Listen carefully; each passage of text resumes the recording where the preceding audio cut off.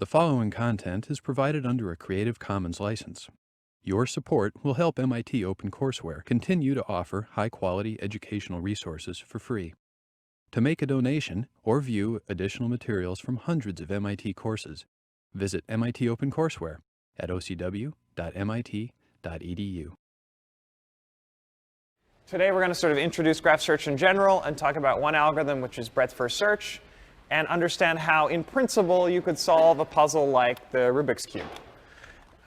So before I get to Rubik's Cubes, let me remind you of some basic stuff about graphs.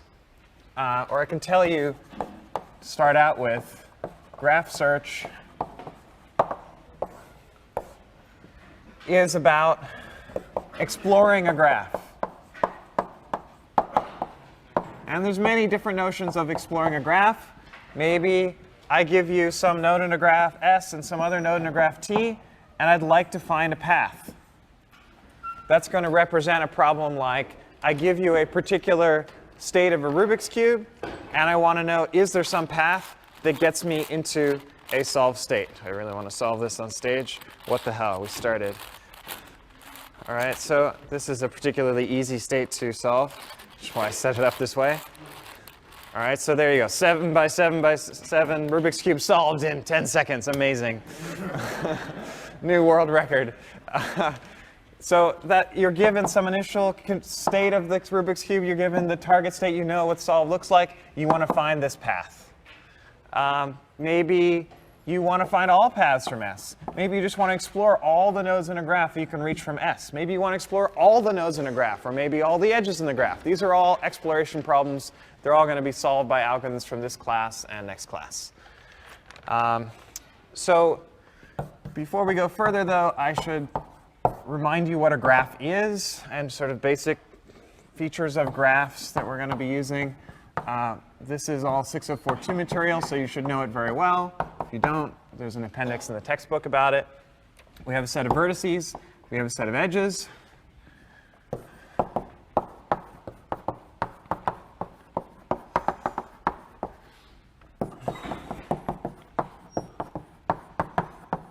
Okay, edges are either unordered pairs, so sets of two items, or ordered pairs.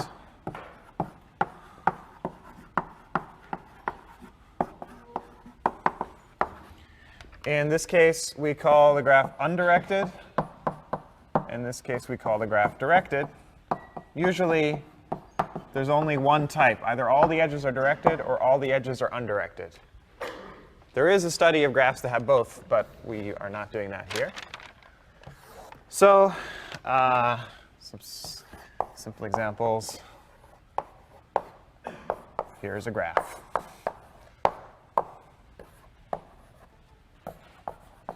This is an undirected graph.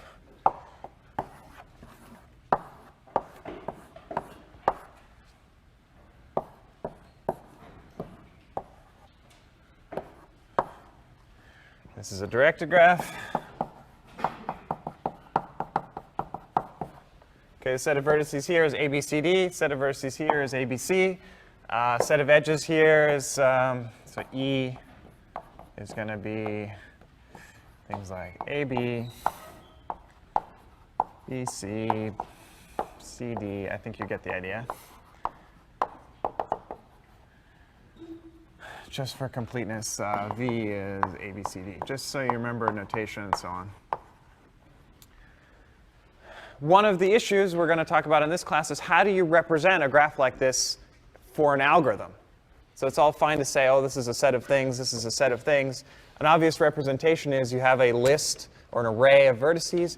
You have an array of edges. Each edge knows its two endpoints. That would be a horrible representation for a graph, because if you're, I don't know, you're at vertex A and you want to know, well, what are the neighbors of A, B, and C?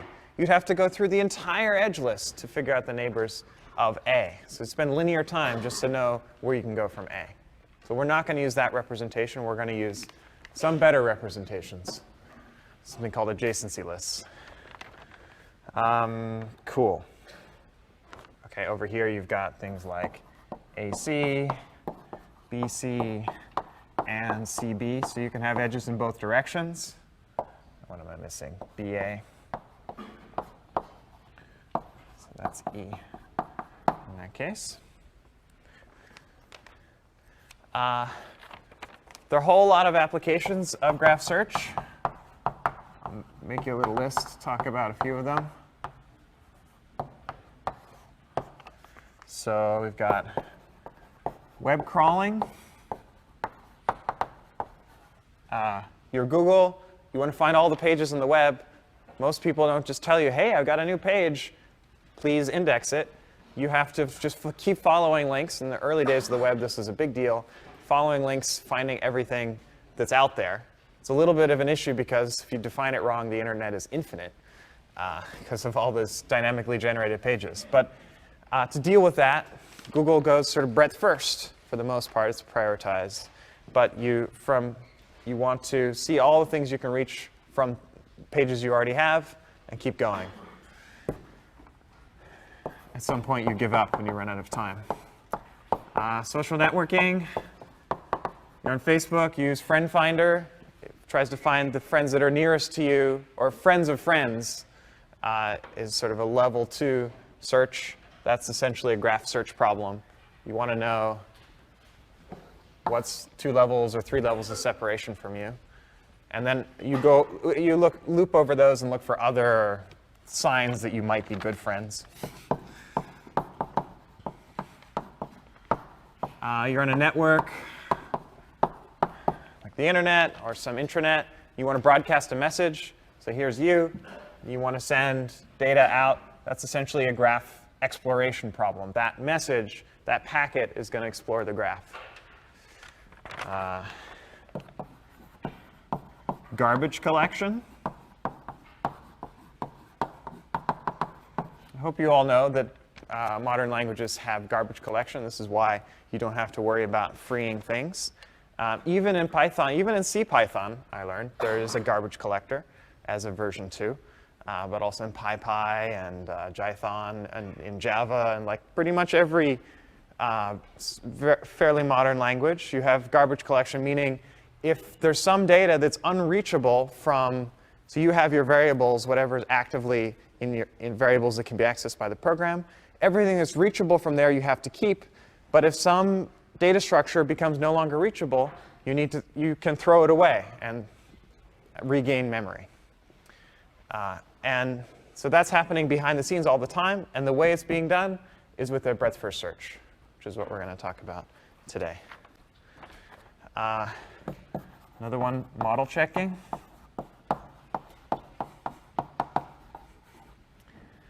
Model checking is you have some finite model of either a piece of code or a circuit, a chip, whatever. You want to prove that it actually does what you think it does. And so you've drawn a graph, which is, the graph is all the possible states that your circuit or your computer program could reach, or that it could possibly have. You start in some initial state, and you want to know, among all the states that you can reach, does it have some property? And so you need to visit all the vertices that are reachable from a particular place to do that. And usually people do that using breadth first search. I use breadth first search a lot myself to check mathematical conjectures. So if you're a mathematician and you think something is true, like maybe, well, it's hard to give an example of that. But you can imagine some graph of all the possible sort of inputs to that theorem, and you need to check them for every possible input. This is true. Typical way to do that is breadth first searching through that entire graph of states. Usually we're testing finite special cases of a general conjecture, but if we find a counterexample, we're done. Don't have to work on it anymore. If we don't find a counterexample, then we have to do the mathematics. So doesn't solve everything, but it's helpful. And then the fun thing we're going to talk about a little bit today is if you want to solve something like a 2x2x2 Rubik's Cube optimally, you can do that using breadth first search, and you're going to do that on your problem set.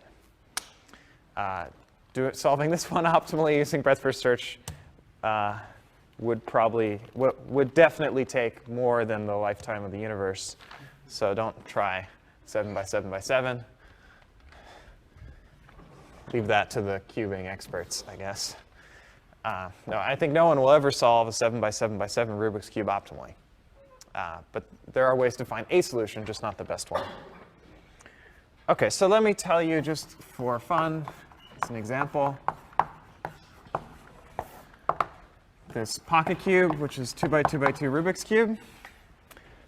What we have in mind is it's called the configuration graph, or sometimes configuration space. But it's a graph, so I'll call it a graph. This graph has a vertex for each possible state of the cube.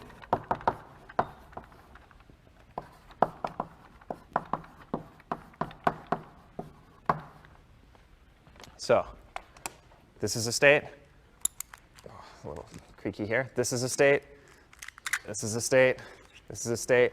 Now I'm hopelessly lost. Okay. Anyone want to work on this? Bored? No one? All right. I'll leave it unsolved then. OK, so all those are vertices. There's actually a lot of vertices. There are 264 million vertices or so. If you want, as an aside here, number of vertices is something like 8 factorial times 3 to the 8. And one way to see that is to draw a 2 by 2 by 2 Rubik's Cube. So these are, these guys are,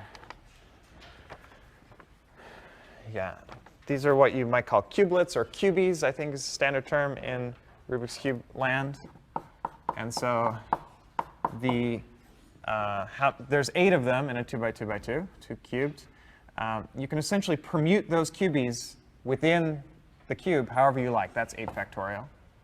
And then each of them has 3 possible twists. It could be like this, it could be like this, or it could be like this. OK, so you've got 3 for each. And this is actually an accurate count. You're not overcounting the number of configurations. All of those are, at least in principle, conceivable. If you take apart the cube, you can reassemble it in each of those states. And that number is about 264 million. OK, which is not so bad for computers. You could search that. Life is a little bit easier. You get to divide by 24 because there's 24 symmetries of the cube, 8 times 3. You can divide by 3 also because only a third of the configuration space is actually reachable. If you're not allowed to take the parts apart, you have to get there by a motion. You can only get to 1/3 of the 2 by 2 by 2. So it's a little bit smaller than that if you're actually doing a breadth first search, which is what you're going to be doing on your problem set. But in any case, it's feasible. OK, that's vertices. I should talk about edges.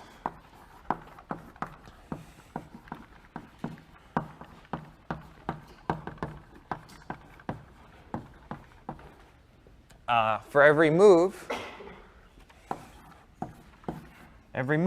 takes you from one configuration to another. You could traverse it in one direction, make that move. You could also undo that move. Because every move is undoable in a Rubik's Cube, this graph is undirected. Or you can think of it as every edge works in both directions. So this is a move. It's called a quarter twist. This is a controversy, if you will. Some people allow a whole half twist as a single move. Whether you define that as a single move or a double move, not that big a deal. Just changes some of the answers. But you're still exploring essentially the same graph. So that's the graph, and you'd like to know some properties about it. So let me draw a picture of the graph. I'm not going to draw all 264 million vertices. But in particular, there's the solved state. We kind of care about that one, where all the colors are aligned. Then there's all of the configurations you could reach by one move. So these are the possible moves from solved state. And then from those configurations, there's more places you can go. Maybe there's multiple ways to get to the same node. Okay, but these would be all of the configurations you can reach in 2 moves.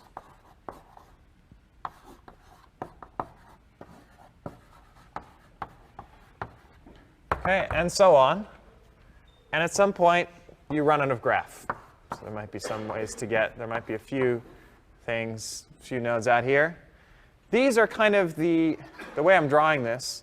This is everything you can reach in 1 move, and 2 moves, and 3 moves. At the end, this would be 11 moves if you allow half twists. And I guess as puzzlers, we're particularly interested in this number, which you would call, as a graph theorist, the diameter of the graph. Puzzlers call it God's number. If you were God or some omni-something being, you have the optimal algorithm for solving the Rubik's Cube. How many moves do you need if you always follow the best path? And the answer is, in the worst case, 11. So we're interested in the worst case of the best algorithm. For 2 by 2 by 2, the answer is 11.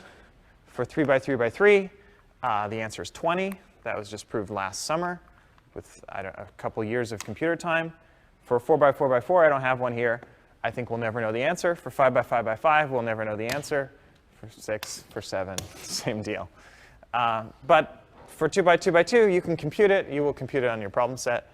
And it's kind of nice to know because it says whatever configuration I'm in, I can solve it in 11 moves.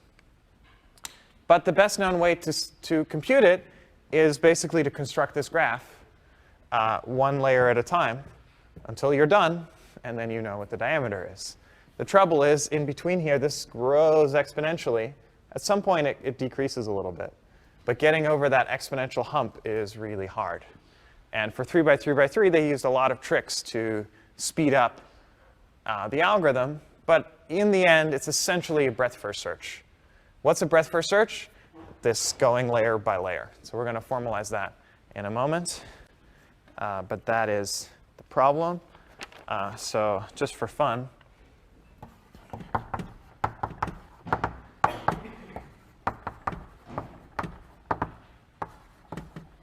any guesses what the right answer is for an n by n by n Rubik's Cube? What's the diameter?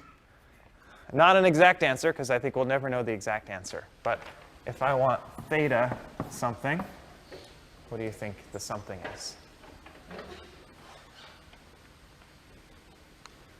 How many people here have solved a Rubik's Cube? Ever? OK, so you know what we're talking about here. Most people have worked on it.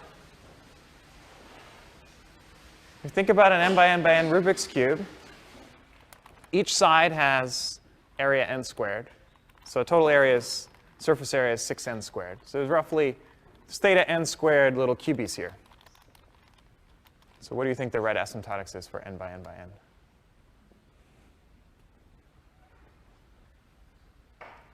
No guesses?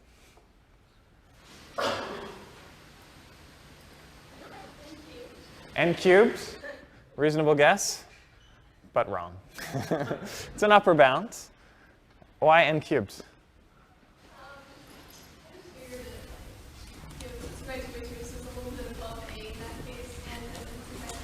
Oh, you're guessing based on the numbers. Yeah, the numbers are misleading, unfortunately.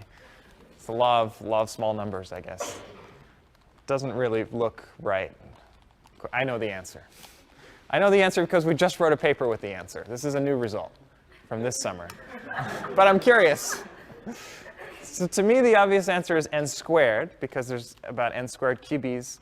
And it's not so hard to show. In a constant number of moves, you can solve a constant number of cubies. If you think about the general algorithms, like if you've ever looked up Professor's Cube and how to solve it, you're doing like 10 moves, and then you solve, maybe you swap 2 cubies, which you can use to solve a couple cubies in a constant number of moves. So n squared would be the standard answer if you're following standard algorithms. But it turns out you can do a little bit better. And the right answer is n squared divided by log n. I think it's cool.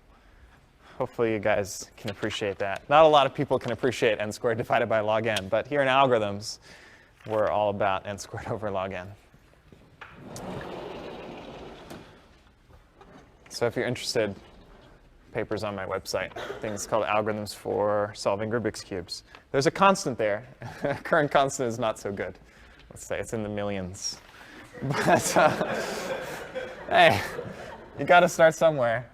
There's the next open problem would be to improve that constant to something reasonable that maybe is close to 20, but we're far from that. Okay, let's talk about graph representation. Before we can talk about exploring a graph, we need to know what we're given as input. And there's basically one standard representation and a bunch of variations of it. And they're called adjacency lists. So the idea with an adjacency list is you have an array called ADJ for adjacency of size v. Each element in the array is a pointer to a linked list. And the idea is that this array is indexed by a vertex.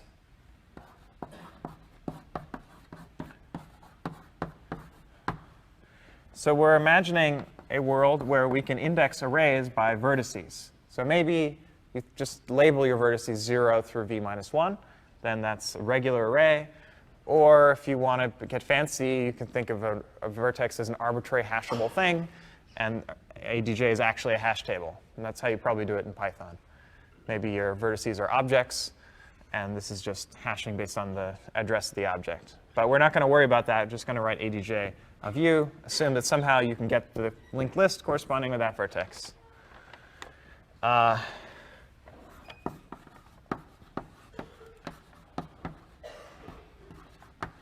And the idea is, for every vertex, we just store its neighbors, namely the vertices you can reach by one step from u. So I'm going to define that a little more formally. ADJ of u is going to be the set of all vertices v such that uv is an edge.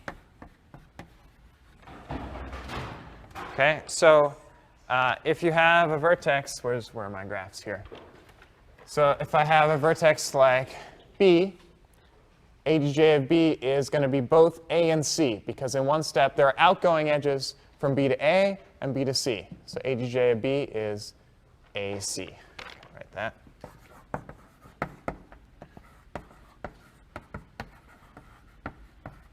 In that graph, I should have labeled the vertices something different. ADJ of A is going to be just C, because you can't get from with one step from A to B. The edge is in the wrong direction. Okay, and ADJ of C is B. Okay, I think that definition is pretty clear. For undirected graphs, you just put braces here, which means you store, I mean, it's the same thing. For here, ADJ of C is going to be A, B, and D, because you can get in one step from C to A, from C to B, from C to D. This, for pretty much every, at least for graph exploration problems, this is the representation you want, because you're at some vertex, you want to know where can I go next. And ADJ of that vertex tells you exactly where you can go next. So this is what you want.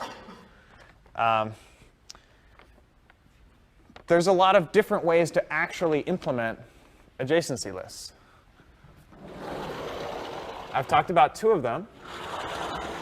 You could have the vertices labeled 0 to v minus 1, and then this is literally an array. And you have, I guess I should draw, in this picture, ADJ is an array. So you've got A, B, and C. Each one of them is a pointer to a linked list. This one's actually going to be A, C, and we're done. This one is, oh, sorry, that was B. B, who said it had to be alphabetical order? A is pointer to C. C is a pointer to B. Okay, that's explicitly how you might represent it. This might be a hash table instead of an array if you have weirder vertices. You can also do it in a more object-oriented fashion.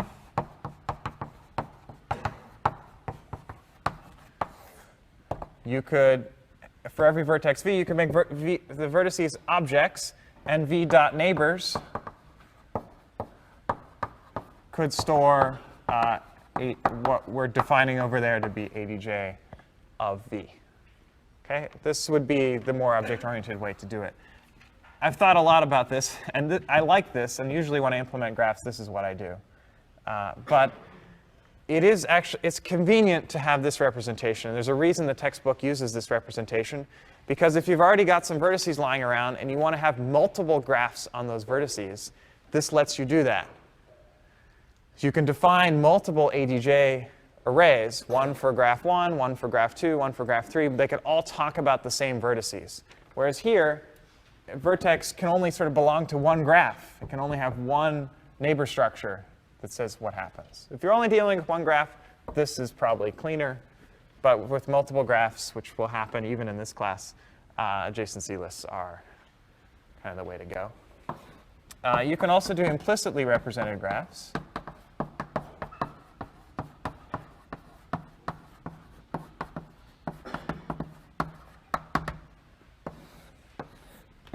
Which would be to say ADJ of u is a function, or v dot neighbors is a method of the vertex class. Okay, meaning it's not just stored there explicitly. Whenever you need it, you call this function and it computes what you want. This is useful because it uses less space. You could say this uses 0 space, or maybe v space, one for each vertex. Depends. Maybe you don't even need to explicitly represent all the vertices. You start with some vertex, and given a vertex, somehow you know how to compute, let's say in constant time or linear time or something, the neighbors of that vertex. And then from there, you can keep searching, keep computing neighbors until you find what you want. Maybe you don't have to build the whole graph. You just need to build enough of it until you find your answer, whatever answer you're searching for. You think of a situation where that might be the case? Where implicit representation would be a good idea? Yeah, Rubik's Cubes. You're really good. I never want to build this space. It has a bajillion states, a bajillion vertices. It would take forever. There's more configurations of this cube than there are particles in the known universe. Yeah, just computed that in my head. I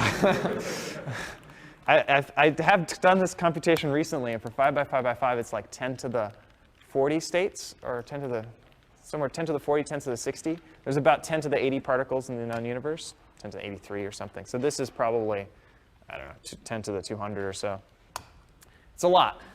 You never want to build that, but it's very easy to represent this state. Just store where all the cubies are. And it's very easy to see what are all the configurations you can reach in one move. Just try this move, try this move, try this move, put it back, then try the next move, and so on. So in time, for an n by n cube, in order n time, you can list all the order n next states. You can list all the order n neighbors. And so you could keep exploring, searching for your state. Now, you don't want to explore too far for that cube, but at least you're not hosed just from the problem of representing the graph.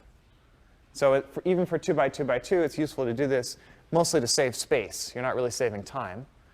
But you'd like to not have to store all 264 million states, because it's going to be several gigabytes, and it's annoying. Speaking of space, ignoring the implicit representation, how much space does this representation require?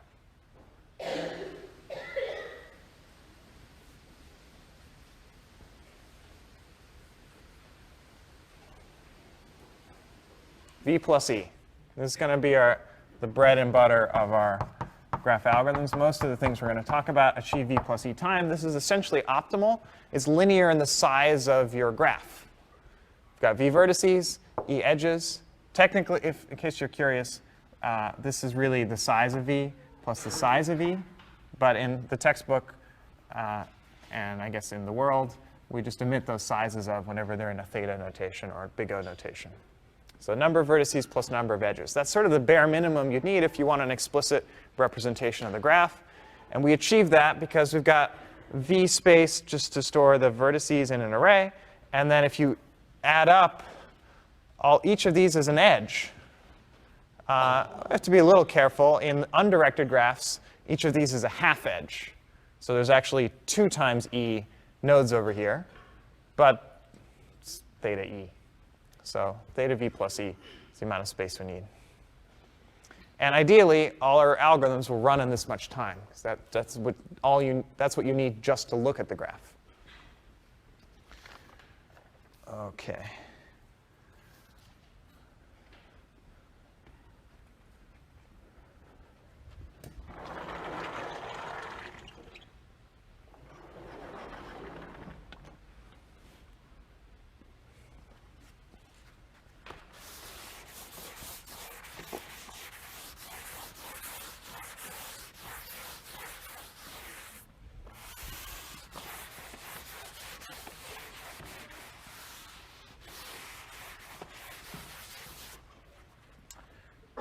So let's do an actual algorithm. Just breadth first search. So to the simplest algorithm you can think of in graphs, I've already outlined it several times. You start at some node. You look at all the nodes you can get to from there. You look at all the nodes you can get to from there. Keep going until you're done.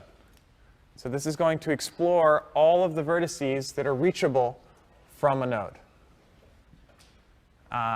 The challenge, the one annoying thing about breadth first search and why this is not trivial, is that there can be some edges that go sort of backwards, like that, to some previous layer. Actually, that's not true, is it? This can't happen. You see why? Because if that edge existed, then from this node, you'd be able to get here. So in an undirected graph, that can't happen. In a directed graph, you could conceivably have a back edge like that. You have to realize, oh, that's a vertex I've already seen. I don't want to put it here, even though it's something I can reach from this node, because I've already been there. So you've got to worry about things like that. Yeah, that's, I guess, the main thing to worry about. So our goal is to visit all the nodes, vertices reachable from given node S. We want to achieve v plus e time.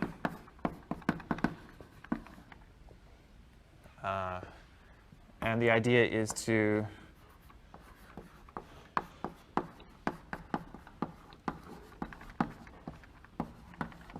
look at the nodes that are reachable first in 0 moves. 0 moves, that's S. Then in 1 move, well, that's everything you can reach from S in 1 step. That's adjacency of S. And then 2 moves, and 3 moves, and so on until we run out of graph. OK, but we need to be careful to avoid duplicates. We want to avoid revisiting vertices for a couple of reasons. One is if we didn't, we would spend infinite time, because we'd just go there and come back and go there and come back. As long as there's at least 1 cycle, you're going to keep going around the cycle forever and ever if you don't try to avoid duplicates. All right, so let me write down some code for this algorithm. It's pretty straightforward, but it's so straightforward we can be completely explicit and write pseudocode.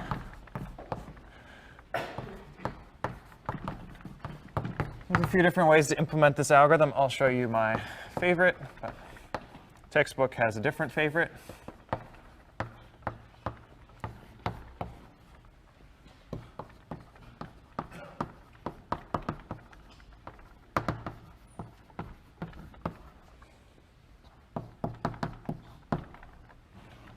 I'm going to write in pure Python, I believe.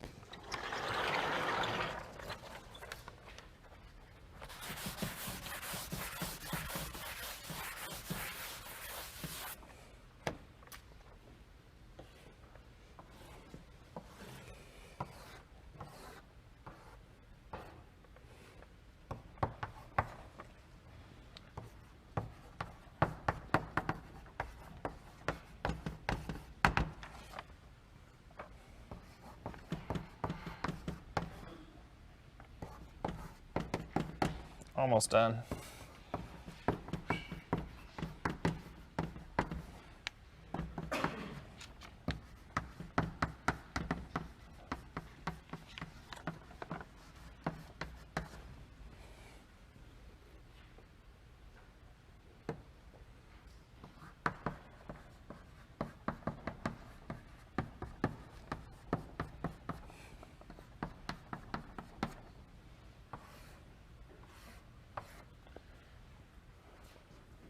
I think I got that right. So this is at the end of the while loop. And at that point, we should be done. We could do an actual example, maybe.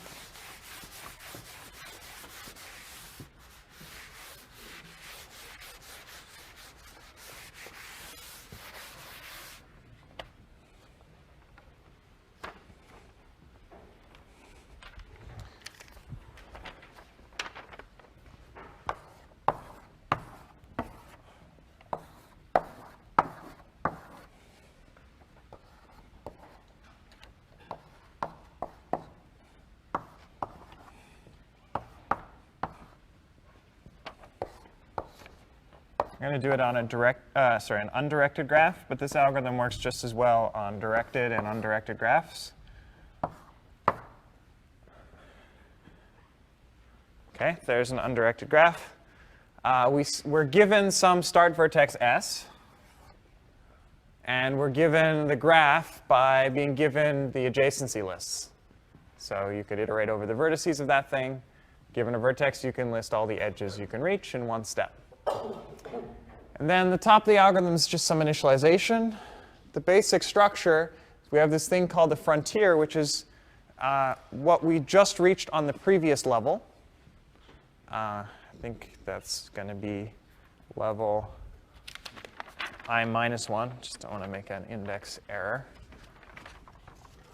So these are going to be all the things you can reach using exactly I minus 1 moves. And then next is going to be all the things you can reach in I moves. Okay, so to get started, what we know is S. S is what you can reach in 0 moves. So we set the level of S to be 0. That's the first line of the code. There's this other thing called the parent. We'll worry about that later. It's optional. It gives us some other fun structure. We set I to be 1 because we just finished level 0. Frontier of what you can reach in level 0 is just S itself. So we're going to put that in a list. That is level 0. I equals 1. So 1 minus 1 is 0. All good. And then we're going to iterate. And this is going to be looking at the end of the iteration is to increment I. So you could also call this a for loop, except we don't know when it's going to end. So it's easier to think of I incrementing each step, not knowing when we're going to stop. We're going to stop whenever we run out of nodes. So whenever frontier is a non-empty list. And the bulk of the work here is computing what the next level is. That's called next. It's going to be level I. We do some computation. Eventually, we have what's on the next level. Then we set frontier to next. So because that's our new level, we increment I. And that invariant of frontier being level I minus 1 is preserved right after here. And then we just keep going until we run out of nodes. How do we compute next? Well, we look at every node in the frontier, and we look at all the nodes you can reach from those nodes. So every node U in the frontier, and then we look at, so this means there's an edge from U to V. So the picture. We look at all the edges from all the frontier nodes where you can go. And then the key thing is we check for duplicates. We see, have we seen this node before? If we have, we would have set its level to be something. If we haven't seen it, it will not be in the level hash table, the level dictionary. And so if it's not in there, we'll put it in there and add it to the next layer. So that's how you avoid duplicates. You set its level to make sure you will never visit it again. You add it to the next frontier. You iterate. You're done. Okay? This is one version of what you might call breadth first search. And it achieves this goal, visiting all the nodes reachable from S in linear time. Let's see how it works on a real example. So first frontier is this thing. Frontier just has the node S, so we just look at S, and we look at all the edges from S. We get A and X. So those get added to the next frontier. maybe before I go too far, let me switch colors. Multimedia here. All right, so here's level 1. All of these guys have, we're going to set their level to 1. They can be reached in 1 step. That's pretty clear. So now frontier is A and X. We go to that's what next becomes, then frontier becomes next. And so we look at all the edges from A. That's going to be S and Z. S, we've already looked at it. It already has a level set, so we ignore that. So we look at Z. Z does not have a level indicated here. So we're going to set it to I, which happens to be 2 at this point. And we look at X. It has neighbors S, D, and C. We look at S again. We say, oh, we've already seen that yet again. So we're worried about this taking a lot of time because we look at S 3 times in total. Then we look at D. D hasn't been set, so we set it to 2. C hasn't been set, so we set it to 2. So the frontier at level 2 is that. Okay, then we look at all the neighbors of Z. There's A. A's already been set. Look at all the neighbors of D. There's X. There's C. Those have been set. There's F. This one gets added. Then we look at C. There's X. That's been done. D's been done. F's been done. V has not been done.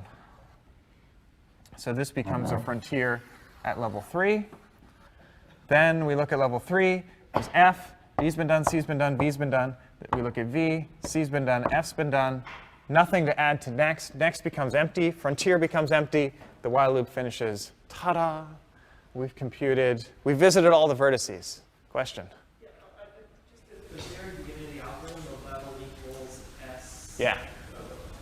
What is that notation? This is Python notation. You may have heard of Python. This is a dictionary which has one key value S and has one value 0. So you could, yeah. That's shorthand in Python for, usually you have a comma separated list, and the colon is specifying key value pairs. OK, I didn't talk about parent. We can do that a little bit. So parent, we're initializing to say parent of S is nobody. And then whenever we visit a new vertex V, we set its parent to be the vertex that we came from. So we had this vertex V. We had an edge to V from some vertex U. We set the parent of V to be U. So let me add in what that becomes. Maybe I'll change colors yet again, although it gets hard to see any color but red. Let's see. So we have S. When we visited A, then the parent of A would become S. When we visited Z, the parent of Z would be A. Parent of X is going to be S. Parent of D is going to be X. Parent of C is going to be X. Parent of F, it could have been either way, but the way I did it, D went first. And so that became its parent. And I think VC was its parent. OK, so that's what the parent pointers will look like. They always follow edges. They actually follow edges backwards. If this was a directed graph, graph might be directed that way. But the parent pointers go back along the edges. So it's a way to return. It's a way to return to S. If you follow these pointers, all roads lead to S. OK? Because we started at S, that's the property we have. In fact, these pointers always form a tree. And the root of the tree is S. In fact, these pointers form what are called shortest paths. Let me write down a little bit about this.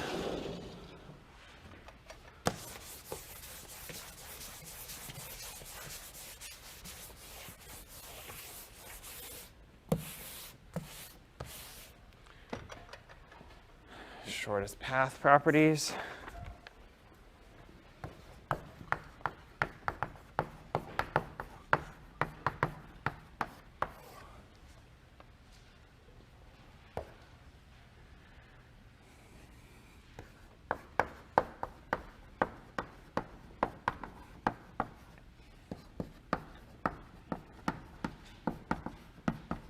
If you take a node and you take its parent, and you take the parent of the parent, and so on, eventually you get to S. And if you read it backwards, that will actually be a path in the graph. And it will be a shortest path in the graph from S to V. Meaning, if you look at all paths in the graph that go from S to V, so say we're going from S to V, how about that? We compute this path out of BFS, which is follow, parent of V is C, parent of C is X, parent of X is S. Read it backwards. That gives us a path from S to V. The claim is that is the shortest way to get from S to V. Might not be the only one. Like if you're going from S to F, there's two short paths. There's this one of length 3. There's this one of length 3. It uses 3 edges. Same length. And in the parent pointers, we can only afford to encode one of those paths, because in general, there might be exponentially many ways to get from one node to another. We find a shortest path, not necessarily the only one. And the length of that path, so shortest here means that you use the fewest edges. And the length will be level of V. That's what we're keeping track of. If the level 0, you can get there with 0 steps. If the level is 1, you can get there with 1 step. Because we're visiting everything you can possibly get in k steps, the level is telling you what that shortest path distance is. And the parent pointers are actually giving you the shortest path. That's the cool thing about BFS. Yeah, BFS explores the vertices. Sometimes that's all you care about. But in some sense, what really matters is it finds the shortest way to get from anywhere to anywhere. For a Rubik's Cube, that's nice because you run the shortest path, you run BFS from the start state of Rubik's Cube, then you say, oh, I'm in this state. And you look up this state, you look at its level, it says, oh, you can get there in 9 steps. That's, I think, the average. So I'm guessing. I don't know how to do this in 9 steps. And then, great, so now you know how to solve it. You just look at the parent pointer. The parent pointer gives you another configuration. You see, oh, what move was that? And then you do that move. I'm not going to solve it. Then you look at the parent pointer of that. You do that move. Look at the parent pointer of that. You do that move. Eventually, you will get to the solved state, and you will do it using the fewest possible moves. So if you can afford to put the whole graph in memory, which you can't for a big Rubik's Cube, but you can for a small one, then this will give you a strategy, the optimal strategy, God's algorithm, if you will, for every configuration. It solves all of them, which is great. What is the running time of this algorithm? I claim it's order V plus E. But it looked a little wasteful because it was checking vertices over and over and over. But if you think about it carefully, you're only looking, that's the right way to say this, you only check every edge once. Or in undirected graphs, you check them twice, once from each side. When I visit, a vertex enters the frontier only once. Because once it's in the frontier, it gets a level set. And once it has a level set, it'll never go in again. It'll never get added to next. So S gets added once, then we check all the neighbors of S. A gets added once, then we check all the neighbors of A. X, each of these guys gets added once. We check all the neighbors. So the total running time is going to be the sum over all vertices of the size of the adjacency list of V. So this is the number of neighbors that V has. And this is going to be, answer?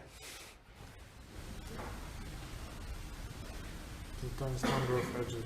Sorry? Double the number of edges. Twice the number of edges for undirected graphs. It's going to be the number of edges for directed graphs. This is the handshaking lemma. If you don't remember the handshaking lemma, you should read the textbook. Just 6042 stuff. Because you visit every edge twice. For directed graphs, you visit every edge once. But it's order E. We also spend order V because we touch every vertex. So total running time is order V plus E. In fact, the way this is going, you can be a little tighter and say it's order E. I just want to mention, in reality, sometimes you don't care about just what you can reach from S. You really want to visit every vertex. Then you need another outer loop that's iterating over all the vertices as potential choices for S. And you then can visit all the vertices in the entire graph, even if it's disconnected. We'll talk more about that next class. That's it for BFS.